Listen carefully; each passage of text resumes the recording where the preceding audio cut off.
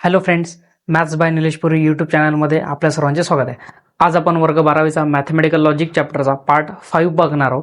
या पार्ट 5 मध्ये आपण आतापर्यंत जे काही आपण शिकलोय मॅथमॅटिकल लॉजिक याच्या बेसिसवर जे काही ॲप्लिकेशन आहेत, म्हणजे आपल्याला ॲप्लिकेशन आहे स्विचेस मार्फत शिकायचे, तर आपण स्विचिंग सर्किटचा अभ्यास करणार आहे. सोबतच एक्झरसाइज जी काही या चॅप्टरची लास्ट एक्झरसाइज आहे, एक्झरसाइज 1.5 ती सुद्धा आपण पाहणार आहे. तरी सर्वांनी शेवटपर्यंत व्हिडिओ नक्की बघायचा. तर बघा, आपल्याला जे काही application of logic to switching circuit हे बघायचं आहे. तर सर्वात महत्त्वाचं स्विच म्हणजे काय असते, तर आपल्याला माहिती आहे आपल्या घरात जे काही इलेक्ट्रिक फिटिंग केलेली असते त्याच्यामध्ये पण काय असतं, स्विच असतात लक्षात. तर आपण जे काही आपली इलेक्ट्रिक फिटिंग आहे त्याच्यामध्ये आपण काही सिरीज काही पॅरलल प्रकारचे काय करतो, स्विचेस यूज करत आहोत. तर त्याच प्रकारचं काहीतरी कन्सेप्ट इथे आहे. तर बघा स्विच म्हणजे काय, a switch is a two state of device use to the flow of current in a circuit. म्हणजे जे काही एक सर्किट असते पूर्ण, त्या सर्किटमध्ये करंट फ्लो करण्यासाठी आपल्याला काही स्विचेस यूज करावे लागतात. तर जसं की एखाद्या सर्किटमधून जर करंट फ्लो करायचा असेल किंवा तो करंट फ्लो होणारा करंट जर थांबवायचा असेल, तर आपल्याला जे काही स्विचेसची अरेंजमेंट आहे ती कशा प्रकारे करावी लागते. म्हणजे काही स्विचेस सिरीजमध्ये कनेक्ट करावे लागतात किंवा काही स्विचेस हे आपल्याला पॅरलमध्ये कनेक्ट करावे लागतात. त्याच्यामुळे जो काही करंट फ्लो आहे तो कमी होतो, जास्त होतो. सोबतच त्याच्यामधलं जे काही आपल्याला जे काही सर्किट आहे ते सर्किट ऑन ऑफ करावं लागते. आलं लक्षात. तर ऑन केल्याच्या नंतर आपण करंट फ्लो होतो, ऑफ केल्याच्या नंतर करंट हा फ्लो होणं बंद होते. तर अशा प्रकारे आपल्याला हे इथे डिटेलमध्ये बघायचं. तर बघा, आपल्याला जे काही स्विचेस बघायचे है ना, तो स्विच मॅक्सिमम कशासाठी यूज होतो, तर करंट फ्लो करण्यासाठी सर्किटमधला. आता आपल्याला करंट फ्लो होण्यासाठी, सर्किटमधला करंट फ्लो होण्यासाठी आपल्याला काय स्विचेसचा यूज करायचा असतो. तर स्विचेस हे दोन प्रकारचे आहेत. किती? दोन प्रकारचे स्विचेस आहेत. एक आहे आपला जो की आपण सिरीज मधले म्हणतो, बरोबर, सिरीज मध्ये, आणि दुसरा आहे पॅरलल, बरोबर. एक आहे सिरीज आणि एक आहे पॅरलल. म्हणजे आपण जे काही सर्किटमध्ये सिरीज कनेक्ट करणार ते दोन प्रकारे करणार. एक आहे सिरीज मध्ये आणि एक आहे पॅरलल मध्ये. आपण याला सिरीज कॉम्बिनेशन म्हणणार आणि एकाला म्हणणार आपण पॅरलल कॉम्बिनेशन, बरोबर, पॅरलल कॉम्बिनेशन. तर बघा, सर्वात महत्वाचं तर स्विच कशा प्रकारे असते.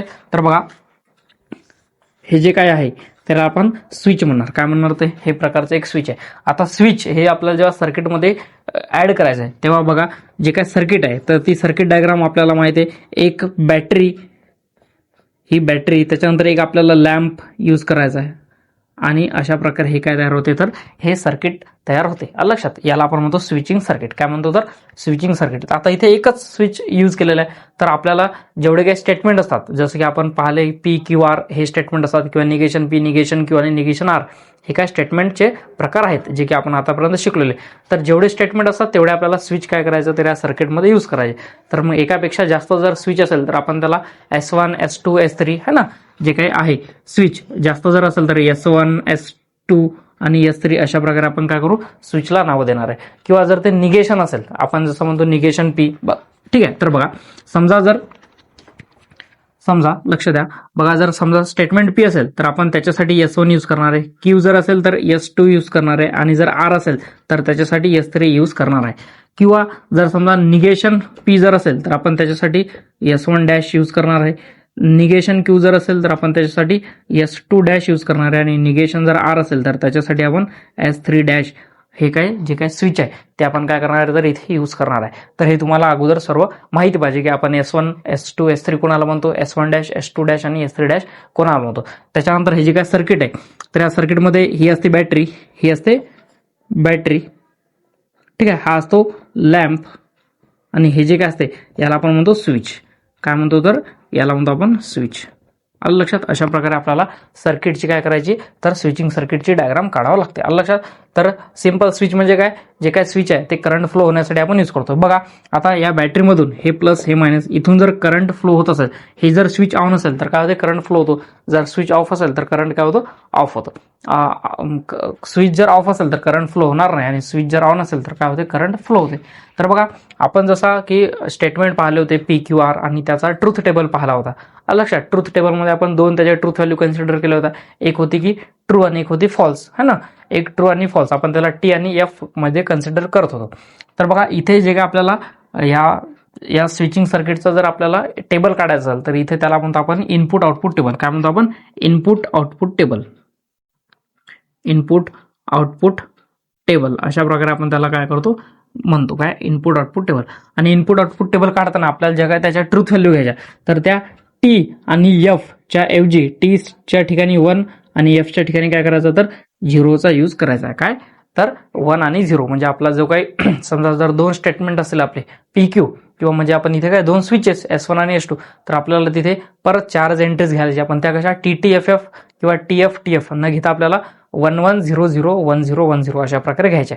म्हणजे जिथे आपण टीचा यूज करायचो तिथे 1चा यूज करायचा, आणि जिथे आपण एफचा यूज करायचो तिथे आपल्याला आता 0चा यूज करायचा आहे. तर या सगळ्या गोष्टी तुम्ही लक्षात ठेवायच्या. आता आपण याच्या प्रकारे बघा, जे काही दोन स्विचेस आहेत, एक सिरीज कॉम्बिनेशनवाला आणि एक पॅरलल कॉम्बिनेशनवाला, तर त्याचा ऍक्च्युअल सर्किटमध्ये कसा यूज केला जाते किंवा ते कसे जॉईन केले जाते हे आपण आता बघूयात. तर बघा, सर्वात अगोदर समजा जर आपल्याला पाहायचं असेल की स्विचेस इन सिरीज कॉम्बिनेशन है ना, स्विचेस किंवा two switches in series combination. बघा, आपल्याला जर दोन स्विचेस सिरीज कॉम्बिनेशन मध्ये बघायचे असेल तर बघा काय करतो आपण. समजा जर आपण म्हटलं की समजा लेट पी आहे, याला म्हणणार स्विच S1, आणि जर क्यू असेल तर आपण याला म्हणणार स्विच S2. आलं लक्षात. तर बघा, आता आपल्याला जर स्विचिंग सर्किटचे डायग्राम काढायचे असेल तर बघा, आपण याला म्हणणार S, त्याच्यानंतर इथे परत याच्या समोर काय करणार, जॉईन करणार, याला म्हणणार आपण S2. तर बघा, इथे आता काढणार आपण बॅटरी, त्याच्यानंतर इथे येणार आपला लॅम्प, आणि अशा प्रकारे ही काय असेल स्विचिंग सर्किटची डायग्राम. पण ही कोणती असेल तर सिरीजवाली. ही कोणती आहे तर सिरीजवाली आहे. इथे प्लस असतो, इथे मायनस असतो. अशा प्रकारे करंट याच्यामधून काय होईल तर फ्लो होईल. बघा, जेव्हा दोन स्विचेस हे एकासमोर एक जॉईन केलेला असतात तेव्हा आपण याला म्हणणार सिरीज कॉम्बिनेशन. काय म्हणायचं तर सिरीज कॉम्बिनेशन. आणि याचा जो काही इनपुट आउटपुट टेबल आहे, तर बघा आपण S1 ला P म्हटलेलं आहे, S2 ला Q म्हटलेलं आहे. आलं लक्षात. तर याचा जर आपल्याला इनपुट आउटपुट टेबल काढायचं असेल तर बघा, इनपुट आउटपुट टेबल जो काही याचा असतो तर तो बघा, इथे काय बघा दोन स्टेटमेंट आहेत, एक आहे P, एक आहे Q, आणि याच्यामध्ये अँड आणि ऑर, काय अँड आणि ऑरच आपण यूज करतो. म्हणजे जेव्हा हे स्विचेस सिरीजमध्ये असतात, जेव्हा हे स्विचेस सिरीजमध्ये जॉईन केलेले असतात तेव्हा बघा, S1 म्हणजेच कोण आहे, P आहे, आणि S2 म्हणजेच कोण आहे, Q आहे. तर आपण याला अँडने जॉईन करतो. कशाने, अँडने जॉईन करतो. किंवा जेव्हा दोन स्विचेस किंवा दोन स्टेटमेंट हे अँडने जॉईन केलेले असतात तर ते काय असतात तर सिरीज कॉम्बिनेशनमध्ये असतात. काय असतात, सिरीज कॉम्बिनेशनमध्ये असतात. एवढं लक्षात ठेवायचं. तर बघा, इनपुट आउटपुट टेबल जर याचा काढायचा असेल तर बघा, एक आहे P, एक आहे Q, आणि आपल्याला सिरीजचा काढायचा, सिरीज कॉम्बिनेशनचा, त्याच्यामुळे ते P अँड Q ने जॉईन केलेले असतील. तर बघा, याच्यामध्ये जे काही ट्रूथ व्हॅल्यू घ्यायच्या त्या 1 1 0 0, याच्यामध्ये 1 0 1 आणि 0 यूज करायचा. तर बघा, आपण जे ट्रूथ टेबलमध्ये शिकलो की दोन्ही स्टेटमेंटच्या जर ट्रूथ व्हॅल्यू T असेल तर आन्सर काय येणार T, बाकीचं काय येणार फॉल्स. तर या स्विचिंग सर्किटच्या इनपुट आउटपुट टेबलमध्ये पण असं लक्षात ठेवायचं, जर व्हॅल्यू 1 असेल तर स्विच कसं आहे, ऑन आहे, आणि जर व्हॅल्यू 0 असेल तर स्विच कसं आहे तर ऑफ आहे. तर जेव्हा दोन्ही स्विचेस ऑन असेल तेव्हाच काय होईल, त्याच्यामधून करंट फ्लो होईल, आणि करंट फ्लो होणे म्हणजेच काय तर आन्सर 1 असते, त्याची व्हॅल्यू काय असते 1 असते. बघा, जर दोन्ही स्विच जर सुरू असेल तर करंट फ्लो होईल. काय होईल, करंट फ्लो होईल, म्हणजे आन्सर 1 येणार. बाकी 1 0 0 0 1 0 आणि 0 0 0 येणार. आलं लक्षात. तर अशा प्रकारे जो काही सिरीज कॉम्बिनेशन आहे त्या सिरीज कॉम्बिनेशनचा हा आहे ट्रूथ टेबल. आलं लक्षात. तर बघा, सिरीज कॉम्बिनेशन मध्ये दोन स्विचेस असे एकासमोर एक जॉईन केलेले असतात, ते अँडने जॉईन केलेले असतात, आणि हा त्याचा आहे इनपुट आउटपुट टेबल. तर आता यानंतर आपण बघू की असे स्विचिंग सर्किट किंवा असे स्विचेस काय पॅरलल मध्ये जॉईन केलेले असल्यावर काय असणार. तर बघा,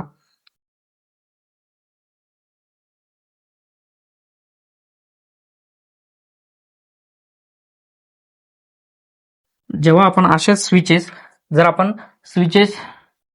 इन पॅरलल कॉम्बिनेशन,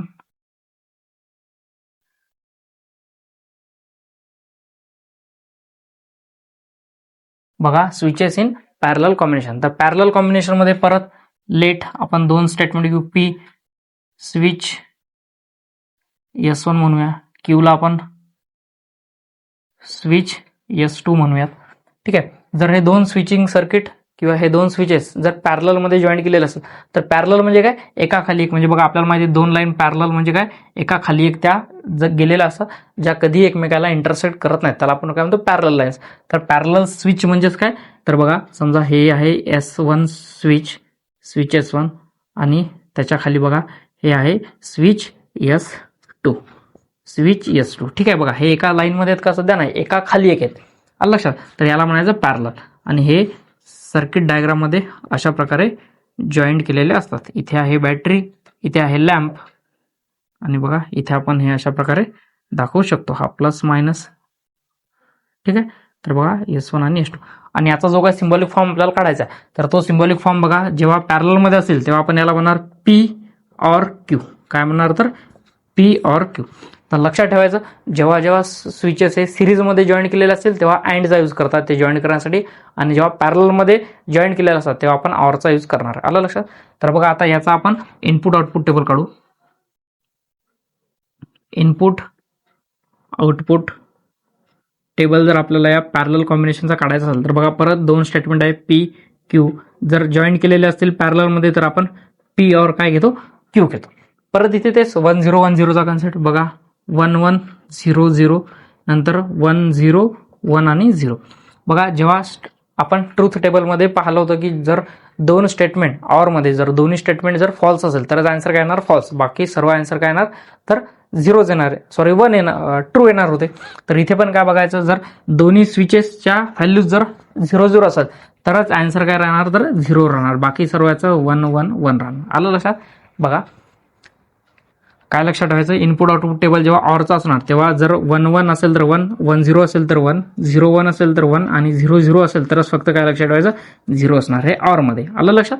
तर अशा प्रकारे काय हा इनपुट आउटपुट टेबल कोणाचा आहे तर हा पॅरलल कॉम्बिनेशनचा आहे. तर ठीक आहे, आतापर्यंत आपण जे काही पाहिलं ते व्यवस्थित एकदा परत समजून घ्या. आपण पाहिलं की स्विच म्हणजे काय, त्याच्यानंतर स्विचिंग सर्किटमध्ये जर स्विचेस जॉईन करायचे असेल तर आपण ते 2 टाईप्सने करू शकतो, एक सिरीज कॉम्बिनेशनमध्ये आणि एक पॅरलल कॉम्बिनेशनमध्ये. तर सिरीज कॉम्बिनेशनमध्ये काय, एका समोर एक स्विचेस जॉईन करणे, आणि पॅरलल कॉम्बिनेशन म्हणजेच काय तर एका खाली एक स्विचेस जॉईन करणे. तर बघा सिरीज कॉम्बिनेशनमध्ये जेव्हा स्विचेस आपण जॉईन करतो तर तेव्हा आपण त्याच्यासाठी जे काही स्टेटमेंट यूज केलेले आहेत, म्हणजे जे काही स्टेटमेंट असतील तर आपण त्याला अँडच्या सहाय्यानं जॉईन करतो. कशाच्या, अँडच्या सहाय्याने सिम्बॉलिक फॉर्म लिहितो. आणि जर हे सिरीजसाठी सांगत आहे, आणि जर असेच पॅरललमध्ये जर जॉईन केलेले असेल एका खाली एक तर आपण ते काय करतो, ऑरसाठी ऑरने काय करतो, जॉईन करतो. तर तुम्ही लक्षात ठेवायचं, बघा जर सिरीज असेल तर अँडचा यूज करायचा. कशाचा, अँडचा यूज करायचा. आणि जर पॅरलल असेल तर ऑरचा यूज करायचा. म्हणजे हा झाला अँड आणि हा झाला ऑर, एवढं लक्षात ठेवायचं. ठीक आहे.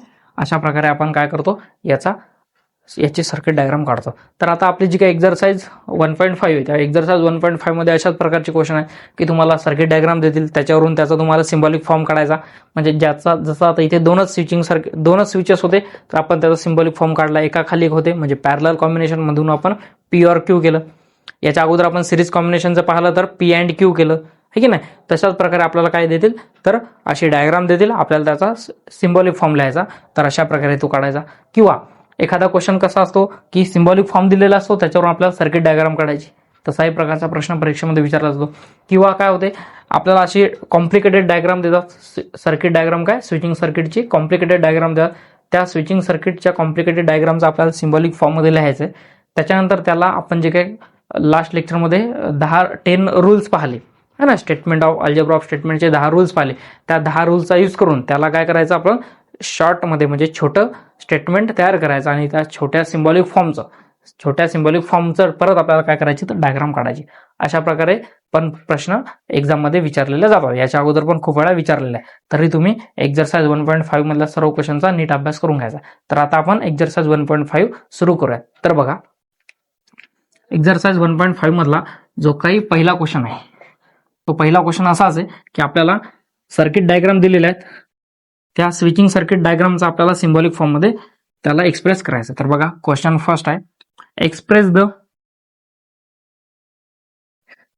द बघा एक्झरसाइज 1.5 आपण आता सुरू करूयात. बघा क्वेश्चन फर्स्ट आहे, express the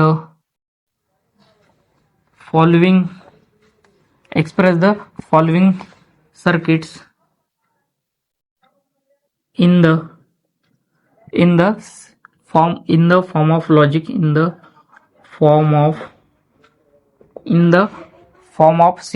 symbolic form of logic in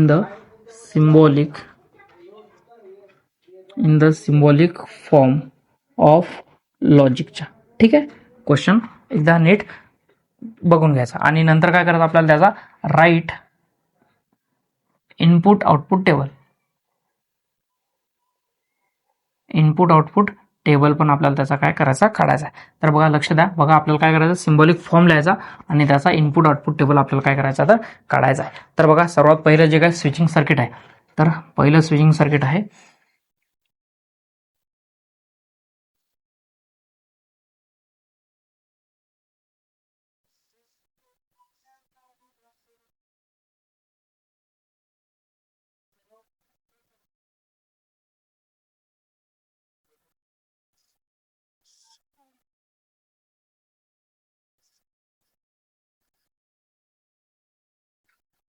बघा अशा प्रकारे हे स्विचिंग सर्किट आहे. ठीक आहे, याचे जे काय स्विचेस आहे, हा आहे S1, त्याच्यानंतर हा आहे S2 आणि हा आहे S3. तर बघा आता आपण याचा सिम्बॉलिक फॉर्म लिहू. बघा सर्वात अगोदर तर लिहायचं आहे काय, बघा याचे जे काय नाव दिले त्याला स्टेटमेंटच्या फॉर्म मध्ये लिहायचं. तर बघा लेट पी स्विच S1 हा, त्यानंतर S2 साठी घ्यायचा Q स्विच S2 म्हणजे हा, आणि S3 म्हणजे आपण R लिहावं लागेल, तर स्विच S3. ठीक आहे, आता याचा जर आपल्याला सिम्बॉलिक फॉर्म लिहायचा तर आपल्याला माहिती आहे सिरीज कॉम्बिनेशन म्हणजे एका समोर एक जर असेल तर आपण ते अँडने जॉईन करतो आणि एका खाली एक जर असेल तर ते आपण ऑरने जॉईन करतो. तर बघा हा एकच एका लाईन मध्ये आहे, त्याच्यामुळे हा फक्त येईल P, हा फक्त काय येईल तर बघा हा येईल P. त्याच्यानंतर आपण खाली आलो, खाली म्हणजे आपल्याला ऑर लिहायचंय. त्याच्यानंतर हे दोन एका समोर एक आहेत म्हणजे त्याच्यासाठी वेगळं ब्रॅकेट करून ते एका समोर एक म्हणजे काय तर सिरीज कॉम्बिनेशन म्हणजे S2 आणि S3 सिरीज मध्ये आहेत म्हणजे Q अँड R हे दोघं एकमेकांसोबत सिरीज मध्ये आहेत आणि याच्यासोबत हा S1 कसा आहे तर पॅरलल आहे. तर बघा P or Q and R हा असेल त्याचा सिम्बॉलिक फॉर्म. काय असेल सिम्बॉलिक फॉर्म. आता आपल्याला याचा काय काढायचा तर इनपुट आउटपुट टेबलमध्ये बघा तीन स्टेटमेंट आहेत, P आहे, Q आहे आणि R आहे. काय आहे P, Q आणि R. तर बघा आता आपण काय करू, P, Q, R आपल्याला माहिती तीन स्टेटमेंट असेल तर एंट्रीज किती येतात तर टोटल 8 येतात. तर TTFF न घेता आपल्याला इथे घ्यायचं 1 1 आणि 1 आणि 0. तर बघा 1 1 1 1 नंतर 0 0 0 आणि 0. बघा याच्यात आपण 2 टाइम्स घेतो 1 1 0 0 1 1 0 आणि 0. याच्यामध्ये 1 टाइम्स 1 1 0 1 0 1 0 1 आणि 0 अशा प्रकारे घेतो. आता आपल्याला बघा काय पहिल्यांदा का Q अँड R आहे. काय Q अँड R आणि या Q अँड R सोबत हा P आहे ऑर मध्ये Q अँड R. ठीक आहे, तर बघा आता पहिल्यांदा ह्या दोघांचा अँड म्हणजे काय असते दोन्ही स्टेटमेंटच्या व्हॅल्यू 1 1 पाहिजे तर आन्सर 1 येणार. बघा 1 अँड 1 1 1 अँड 0 0 0 अँड 1 0 0 अँड 0 0 परत 1 and 1 1 0 and 1 and 0 0 0 and 1 0 0 and 0 तर 0 आन्सर. ठीक आहे, आता बघा हे जे काय P स्टेटमेंट आहे हे या Q अँड R सोबत काय ऑर मध्ये आहे. ऑर मध्ये काय जर 0 0 असेल तरच 0 असतो, बाकी सर्व 1 असते. तर बघा 1 or 1 1 1 or 0 1 1 or 0 1 1 or 0 1 0 or 1 1 0 or 0 0 0 or 0 0 0 or 0 तर 0. आलं लक्षात. अशा प्रकारे इथे हे आपण इनपुट आउटपुट टेबल त्याचा काढलेला आहे. तर बघा हा झाला इनपुट आउटपुट टेबल आणि हे झालं स्विचिंग सर्किट. तर अशा प्रकारे हे आहे आपला क्वेश्चन फर्स्ट मधला पहिला क्वेश्चन.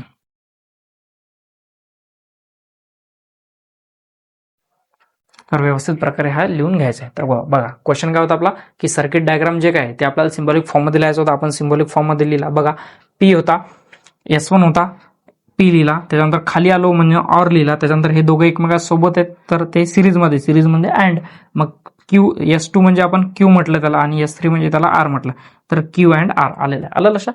तर अशा प्रकारे हे आहे क्वेश्चन फर्स्ट मधला पहिला क्वेश्चन. आता आपण बघू क्वेश्चन फर्स्ट मधला सेकंड क्वेश्चन.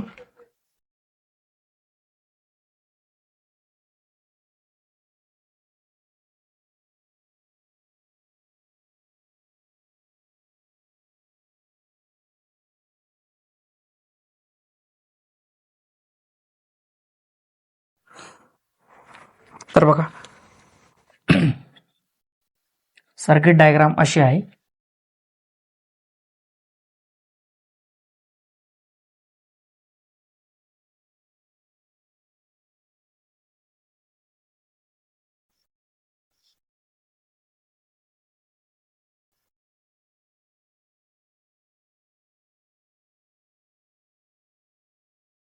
अशी याची सर्किट डायग्राम. तर बघा इथे आहे S1 डॅश, इथे आहे S2, इथे आहे S1 आणि इथे आहे S2 डॅश.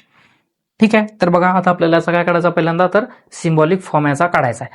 तर बघा हे दोघं S1 डॅश आणि S2 हे काय एकमेकांसोबत सिरीजमध्ये आहेत, म्हणजे ते अँड मध्ये येतील. नंतर खाली ऑर आलो, ऑरच्या नंतर परत हे दोघं एकमेकांसोबत सिरीजमध्ये आहेत, म्हणजे परत काय अँड मध्ये, म्हणजे हे दोघं एकमेकांसोबत अँड सिरीजमध्ये आहेत, हे दोघं एकमेकांसोबत सिरीजमध्ये, पण हे एकमेकांसोबत कसे आहेत तर पॅरलल मध्ये. तर बघा आपल्याला परत let P is equal to कोण आहे तर switch S1, Q is equal to आहे स्विच S2, त्यानंतर निगेशन P आहे स्विच S1 डॅश आणि निगेशन Q आहे स्विच S2 डॅश. आता आपल्याला जर याचा सिम्बॉलिक फॉर्म काढायचा असेल तर सिम्बॉलिक फॉर्म काय असेल सांगा. बघा S1 S2 बघा हे दोघे आहेत पॅरलल मध्ये, सॉरी कसे सिरीजमध्ये. तर सिरीजमध्ये जर असतील तर आपल्याला काय माहिती आहे, बघा S1 आणि S2 याला आपण निगेशन P म्हटलं आणि याला Q म्हटलं. तर बघा निगेशन P अँड Q हे दोघं आहेत सिरीजमध्ये. त्याच्यानंतर आपण तिथून आलो खाली म्हणजे पॅरलल म्हणजे ऑर, परत हे दोघं आहेत एकमेकांसोबत सिरीजमध्ये, म्हणजे S1 म्हणजे P अँड निगेशन Q. लक्षात? तर हा झाला याचा सिम्बॉलिक फॉर्म. काय झाला? हा झाला याचा सिम्बॉलिक फॉर्म. तर आता आपल्याला याचा काढायचा इनपुट आउटपुट टेबल. तर इनपुट आउटपुट टेबलमध्ये बघा पहिल्यांदा पी क्यू आणि निगेशन पी निगेशन क्यू आहे, म्हणजे बघा पी आहे क्यू आहे, नंतर निगेशन पी आहे आणि निगेशन क्यू पण आहे. तर बघा सर्वात अगोदर आपण 1 1 0 0 नंतर 1 0 1 आणि 0, निगेशन पी असल्यामुळे 0 0 1 1 0 1 0 1. आता बघा पहिल्यांदा आहे निगेशन पी अँड क्यू. बघा निगेशन पी अँड क्यू, ठीक आहे. त्याच्यानंतर आहे पी अँड निगेशन क्यू, बघा आहे पी अँड निगेशन क्यू आहे, ठीक आहे. तर बघा काय निगेशन पी अँड क्यू म्हणजे बघा 0 अँड 1 0, परत 0 अँड सॉरी हा निगेशन पी अँड बघा 0 अँड 1 0, परत 0 अँड 0 0, 1 अँड 1 तर आन्सर 1 येईल, 1 अँड 0 आन्सर येईल 0. परत पी अँड निगेशन क्यू आहे तर 1 अँड 0 0, 1 अँड 0 1 अँड 1 आन्सर 1 येईल, परत 0 अँड 0 0 येईल, 0 अँड 1 0 येईल. आलं लक्षात? आता हे दोघं कसे आहेत तर ऑरने जॉईंट केले. तर ऑरने जर जॉईंट केलेलं असेल तर आपण बघा याला नाव देऊ ए आणि याला नाव देऊ बी. जर दिलं तर ए और बी, काय ए और बी. तर बघा 0 और 0 आन्सर येणार 0, परत 0 और 1 आन्सर येणार 1, 1 और 0 आन्सर येणार 1 आणि 0 और 0 आन्सर येणार तर 0. अशा प्रकारे आपण सेकंड क्वेश्चन सॉल्व्ह केलेला आहे, ठीक आहे. तर बघा आता आपण थर्ड डायग्राम काढूया. बघा आपण थर्ड डायग्राम काढूयात. सिम्बॉलिक फॉर्म काढायचा सोबतच आपल्याला त्याचा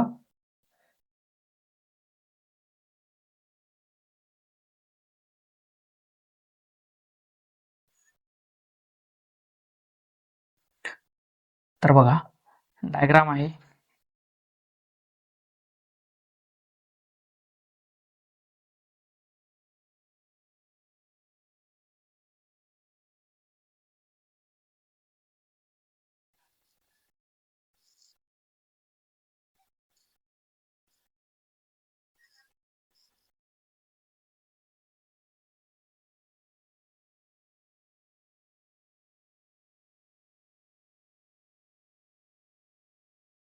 S1 S2 डॅश, त्यानंतर S3, परत आहे S2 डॅश, त्यानंतर आहे S3 डॅश. हा मायनस हा प्लस, करंट इथून जातो आणि इकडून बाहेर येतो. तर बघा आता आपल्याला याचा काढायचा सिम्बॉलिक फॉर्म. बघा काय येईल, पहिल्यांदा तर S1 S2 आणि S3 सर्वांच्या सर्व आहेत. म्हणजेच बघा पहिल्यांदा आपण घेऊ let P switch S1, Q switch S2, नंतर R स्विच S3, नंतर निगेशन P येईल, switch S1 dash, negation Q येईल, switch S2 dash, negation R येईल, स्विच S3 डॅश. ठीक आहे, आता आपण काढू याचा सिम्बॉलिक फॉर्म. तर बघा पहिल्यांदा S1 आहे म्हणजेच आहे P आहे, त्याच्यानंतर समोर गेलो, समोर म्हणजेच आपल्याला अँड म्हणजे सिरीजमध्ये, त्याच्यानंतर हे दोघे एकमेकांसोबत पॅरलल आहेत. तर बघा S1 डॅश म्हणजे निगेशन Q और R, ते आहेत एकमेकांसोबत पॅरलल. त्याच्यानंतर परत या तिघाला पॅरलल हे आहे, म्हणजे याला करायचा बॉक्स पॅरलल, म्हणजे आपण खाली आलो तर पॅरलल, परत हे दोघं एकमेकांसोबत आहेत तर सिरीजमध्ये, त्याच्यामुळे ते अँड मध्ये लिहायचे. तर बघा negation Q and negation R, अशा प्रकारे ही असेल त्याची, हा असेल त्याचा सिम्बॉलिक फॉर्म. ठीक आहे, तर याचा इनपुट आउटपुट टेबल तुम्ही काढायचा, कारण की आपण ट्रूथ टेबल खूप वेळा काढलेले आहेत आणि इनपुट आउटपुट टेबल पण आतापर्यंत 2 वेळा काढलेलं आहे. तर इनपुट आउटपुट टेबल तुम्ही काढा, म्हणजे तुमची प्रॅक्टिस. तर बघा हा आहे एक्झरसाइज क्वेश्चन 1 मधला 3rd नंबरचा क्वेश्चन. ठीक आहे, आता आपण बघूया याच्या नंतरची डायग्राम.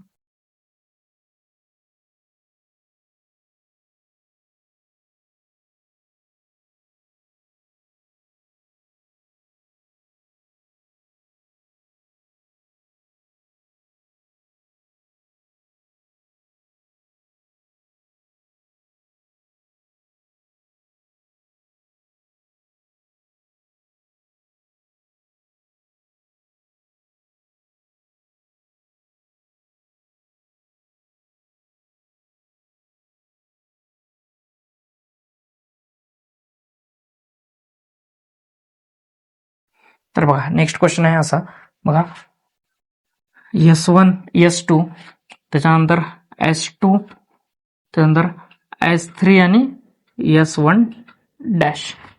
ठीक आहे, तर अशा प्रकारे आहे आपला नेक्स्ट क्वेश्चन. तर बघा याचा जर आपल्याला सिम्बॉलिक फॉर्म काढायचा असेल तर आपल्याला माहिती आहे काय, बघा S1 S2 S3 ती आहेत आणि S1 S2 पण आहे. तर बघा लेट आपण म्हणू P काय, स्विच S1, Q आहे स्विच S2, त्याच्यानंतर R आहे स्विच S3. निगेशन कोणाकोणाचं आहे तर फक्त S1चं आहे. तर निगेशन Q, निगेशन P म्हणजेच स्विच S1 डॅश. ठीक आहे, अशा प्रकारे आहे. आता बघा याची आपल्याला सर्किट डायग्राम काढायची. बघा इथून सुरुवात झाला करंट जाण्यासाठी, तर पहिल्यांदा इकडे गेला आणि इकडे म्हणजे पॅरलल. तर S1 आणि S2 जर पॅरलल असेल तर P और Q काय, P और Q हे झाले पॅरलल. त्याच्यानंतर परत आपण समोर गेलो, समोर जाणे म्हणजे सिरीजमध्ये म्हणजे अँडला कोणी तर आहे हा Q आहे, अँडला आहे Q. त्याच्यानंतर परत जर आपण याच्या समोर गेलो तर परत म्हणजे आपण अँड मध्ये चाललो आहे ना, सिरीज मध्ये चाललो, परत अँड येईल. त्याच्यानंतर आहे S3 आणि S1 डॅश पॅरलल मध्ये, तर इथे येईल परत बघा S3 म्हणजे R और निगेशन P हे आहे तर सिरीज मध्ये पॅरलल मध्ये. तर बघा पहिले दोघं पॅरलल मध्ये तर और, त्याच्यानंतर समोर आलो तर अँड म्हणजे Q, परत समोर आलो म्हणजे अँड, नंतर हे दोघं पॅरलल मध्ये तर और आलं. लक्षात, हा झाला याचा सिम्बॉलिक फॉर्म. तर याचा पण तुम्ही काय करायचा तर ट्रूथ टेबल स्वतःहून ड्रॉ करायचा. आणि आता राहिलेली एक डायग्राम आहे याच्यामधली राहिलेल्या 2 डायग्राम आहेत, तर त्या पण तुम्ही ट्राय करून बघायच्या घरी. ठीक आहे, तर बघा आता आपण सोडवू क्वेश्चन नंबर 2.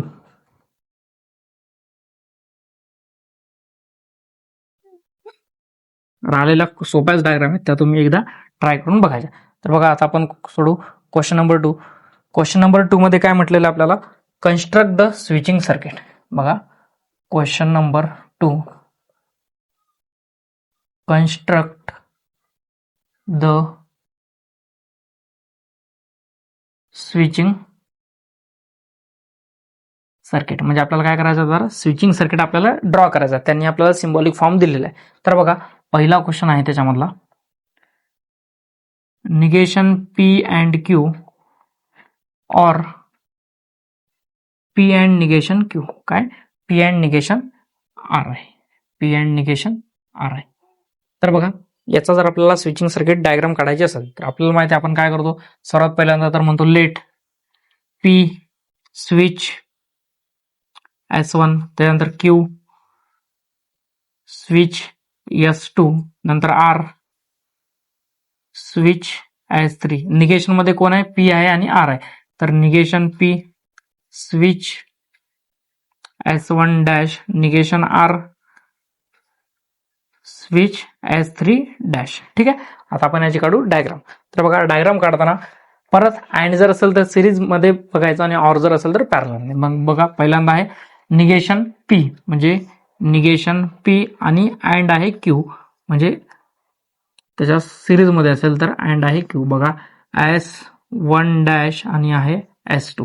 त्याच्यानंतर ऑर आहे तर आपण येणार खाली, ऑर असेल तर आपण येणार खाली. बघा इकून पण आणि इकून पण. त्याच्यानंतर परत अँड आहे तर म्हणजे एक पी आणि एक निगेशन आर. बघा S1 आणि S3 डॅश हे दोघे परत एकमेकांसोबत कशात तर पॅरलल कॉम्बिनेशन सिरीज मध्ये. बघा अशा प्रकारे ही झाली स्विचिंग सर्किटची डायग्राम. इथे बॅटरी घ्यायची, इथे लॅम्प घ्यायचा,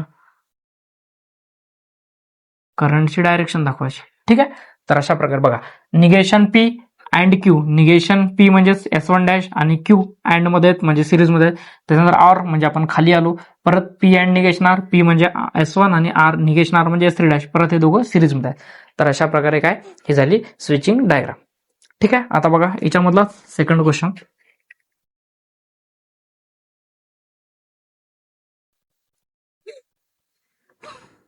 बघा आहे पी अँड क्यू और पी अँड निगेशन क्यू और पी और आर. बघा पी और आर आहे. ठीक आहे, तर अशा प्रकारे ही आहे, हे आहे सिम्बॉलिक फॉर्म. तर बघा परत आपण इथे लिहिणार काय, लेट S1 काय असणार है ना, किंवा सॉरी पी काय असणार, क्यू काय असणार, आर काय असणार. परत निगेशन जे कोणी असेल तर निगेशन फक्त सध्या क्यूच आहे इथं म्हणजे switch S1 switch S2 switch S3 आणि स्विच S2 डॅश. ठीक आहे, आता आपल्याला काढायचं याचा सिम्बॉलिक फॉर्म, सॉरी याचा काढायचा आपल्याला आता स्विचिंग सर्किट. तर बघा पहिल्यांदा पी अँड क्यू. बघा पी अँड क्यू, त्याच्यानंतर आपण आलो खाली ऑर मध्ये.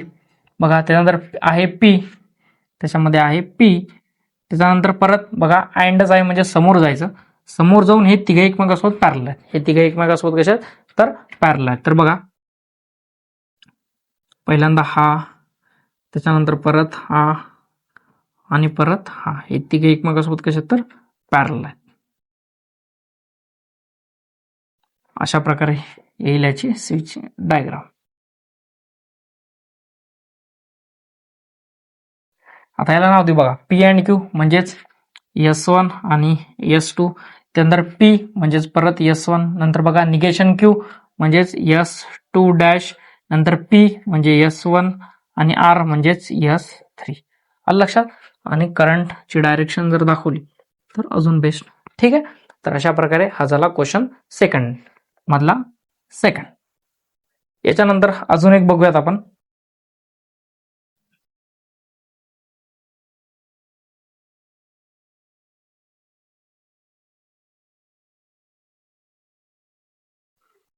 बघा अजून एक बघूया तर P and R or negation P and negation R and negation P and negation R अशा प्रकारे आहे. तर परत इथे लेट पी कोण क्यू कोण आणि आर कोण ते सांगायचं. नंतर निगेशन पी, निगेशन क्यू आणि निगेशन आर हे इथं दाखवायचे. ठीक आहे, हे तुम्ही आता काढा. आता आपण बघा, आपण जर इथं स्विचिंग सर्किट डायग्राम काढली तर बघा पहिल्यांदा कोण आहे, पी अँड आर आहे. म्हणजे बघा पी अँड आर. त्याच्यानंतर परत आपण खाली आलो तर इथे आलं, खाली आलो म्हणजे ऑर मध्ये. परत बघा हे दोघं आहेत अँड मध्ये, तर हा एक झाला आणि हा एक झाला. परत अँडच आहे पण हे दोघं पण अँड मध्येच परत जॉईन केलेले. तर बघा इथे परत आणि इथे परत, अशा प्रकारे ही डायग्राम तयार होईल. ठीक आहे, याला जर नाव दिले तर बघा S1 S3, इथे S2 डॅश आणि S3 डॅश. त्यानंतर परत आहे S1 डॅश आणि S3 डॅश. अशा प्रकारे आपण काय केले तर ही डायग्राम काढलेली आहे. आता राहिलेले जे काही 2-3 क्वेश्चन आहेत ते तुम्ही काढायचे, कारण की डायग्राम कशा काढायच्या हे तुम्हाला आता कळलेलं असेलच. तर प्रॅक्टिस म्हणून तुम्ही बाकीच्या डायग्राम काढून बघायच्यात. बघा आता आपण बघूयात नेक्स्ट क्वेश्चन. तर बघा क्वेश्चन 3 मध्ये आपल्याला सांगितलं give the alternative or equivalent simple circuit. याचा अर्थ काय, आपल्याला एक सर्किट डायग्राम दिलेली आहे, त्या सर्किट डायग्रामचा आपल्याला सिम्बॉलिक फॉर्म काढायचा. त्याच्यानंतर त्याला आपल्याला इंटरप्रेट करायचं, म्हणजे त्याचा एकदम छोटा फॉर्म तयार करायचा आणि त्याची डायग्राम काढायची. आलं लक्षात? असा आहे क्वेश्चन नंबर 3. तर बघा त्याच्यामधला जो काही पहिला क्वेश्चन आहे, तर पहिला क्वेश्चन आहे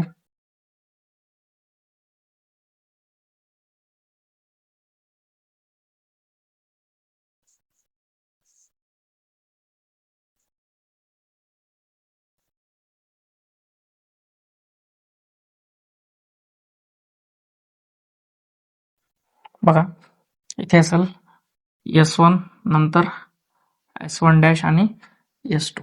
तर आपल्याला माहिती आहे आपण ते लेट वगैरे लिहितो. आता बघा याचा जर सिम्बॉलिक फॉर्म काढला आपण तर बघा काय असेल, पी, त्याच्यानंतर समोर जाते म्हणून अँड असेल. त्याच्यानंतर बघा S1 डॅश म्हणजे निगेशन पी ऑर आहे, कारण की पॅरलल गेलो आणि आपण आता आला क्यू.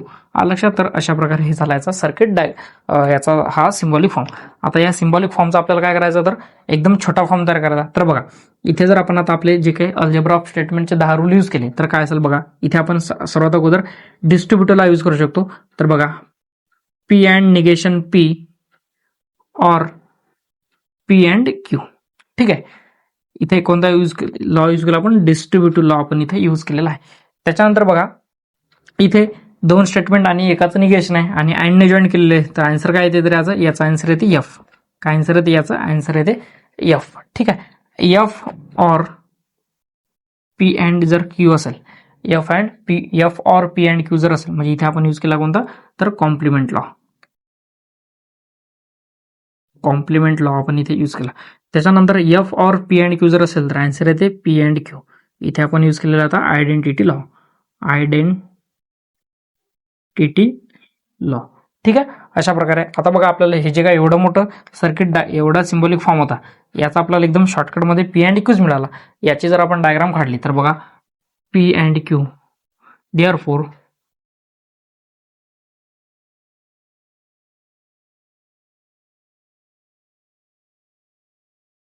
ही असेल याची सिंपल सर्किट डायग्राम. बघा पी म्हणजे S1 आणि क्यू म्हणजे S2. आलं लक्षात? अशा प्रकारे ही आहे याची सिंपल डायग्राम. तर असा क्वेश्चन नंबर 3 आहे. काय, अल्टरनेटिव्ह किंवा इक्विव्हॅलंट सिंपल सर्किट जर काढायला सांगितलं तर तुम्हाला असं करायचं, पहिल्यांदा सर्किट डायग्रामवरून त्याचा शॉर्ट फॉर्म लिहायचा किंवा 10 लॉचा यूज करून आपल्याला त्याचा शॉर्टकट फॉर्म तयार करायचा आहे ना, छोटा, आणि नंतर त्याची डायग्राम काढायची. तर बघा अजून एक क्वेश्चन घेऊ आपण याच्यामधला. 2च क्वेश्चन आहेत ह्या थर्ड मध्ये.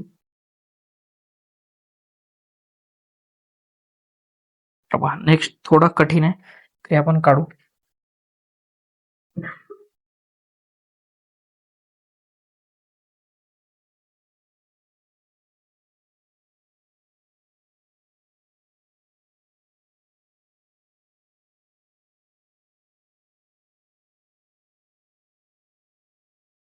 ठीक आहे, बघा अशा प्रकारे डायग्राम आहे.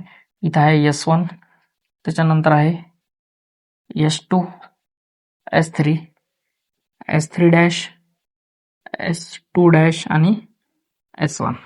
बघा याचा जर सिम्बॉलिक फॉर्म आपण काढला तर बघा S1 म्हणजे पी, त्यानंतर समोर गेलो म्हणजे अँड, त्याच्यानंतर क्यू ऑर आर, ठीक आहे.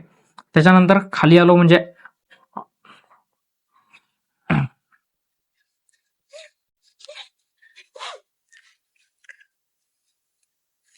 बघा, त्याच्यानंतर खाली आलो म्हणजेच ऑर घ्यायचा.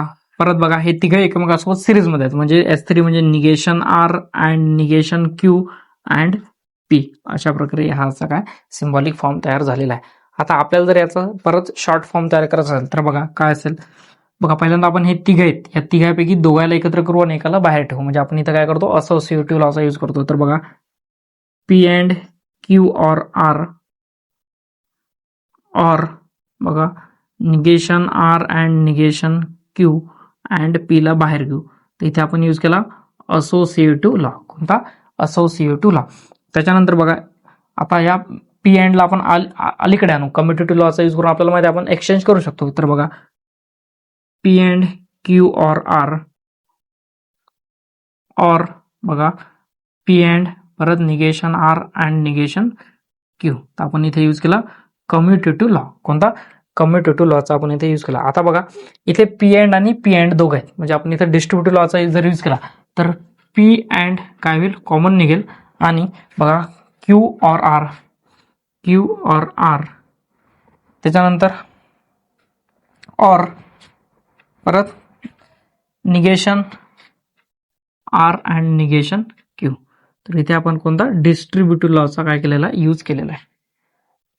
तर बघा याच्यानंतर P and Q or R, or आता आपण जर याच्यामधून जर ते निगेशन साईन बाहेर काढलं तर बघा निगेशन बाहेर काढायचं आणि त्याला कम्युटेटिव्ह लॉ यूज करायचा, म्हणजे क्यू ऑर आर. तर अँडचं काय होईल, ऑर होईल. इथं आपण यूज केलेला आहे निगेशन ऑफ कंजंक्शन सोबतच आपण यूज केलेला आहे कम्युटेटिव्ह लॉ. कोणता? कम्युटेटिव्ह लॉचा आपण इथे यूज केलेला आहे. ठीक आहे. बघा त्याच्यानंतर बघा स्टेटमेंट ऑर जर निगेशन ऑफ स्टेटमेंट असेल तर इथे राहते टी, म्हणजे पी अँड टी. आणि आपल्याला माहिती आहे इथे आपण कोणता यूज केला होता, कॉम्प्लिमेंट लॉचा यूज केलेला आहे, कॉम्प्लिमेंट लॉ. त्यानंतर जर अँड सोबत टी असेल तर आन्सर काय राहते, स्टेटमेंट. म्हणजे इथे आपण यूज केलेला आहे तर आयडेंटिटी लॉ, आयडेंटिटी लॉ.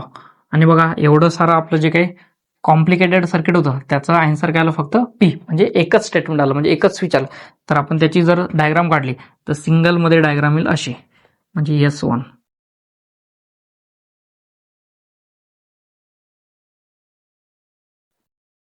आलं लक्षात. तर बघा अशा प्रकारे आपण क्वेश्चन 3 पर्यंत सॉल्व्ह केलेला आहे. आता बघा जो काही क्वेश्चन 4 आहे तर क्वेश्चन 4 मध्ये पण अशाच प्रकारे आपल्याला काय करायचं, तर त्याची सर्किट डायग्राम काढायची आहे. आलं लक्षात.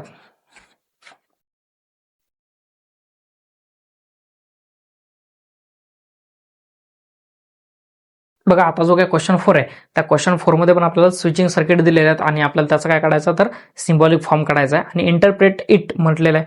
म्हणजे जर त्याचा इनपुट आउटपुट टेबल काढल्याच्या नंतर जर आन्सर सर्व 1 1 1 आले तर आपण म्हणायचं करंट फ्लो होतो, आणि जर सर्व 0 0 आले तर करंट फ्लो होत नाही. अशा प्रकारे आपण क्वेश्चन सॉल्व्ह केलेला आहे. फक्त ते तुम्हाला इंटरप्रेट इट असा क्वेश्चन जर आला तर ते लिहायचं आहे. त्याच्यानंतर क्वेश्चन नंबर 5 जो आहे तो क्वेश्चन नंबर 5 आपण बघा इथे काय केलेलं आहे, सर्किट डायग्राम वरून आपण टेबल सिम्बॉलिक फॉर्म काढला. सिम्बॉलिक फॉर्मचा आपण शॉर्ट फॉर्म केला आणि त्याच्यानंतर सर्किट डायग्राम काढलेली. तर क्वेश्चन नंबर 5 मध्ये तुम्हाला ऑलरेडी अशा प्रकारचा एक सिम्बॉलिक फॉर्म दिलेला आहे.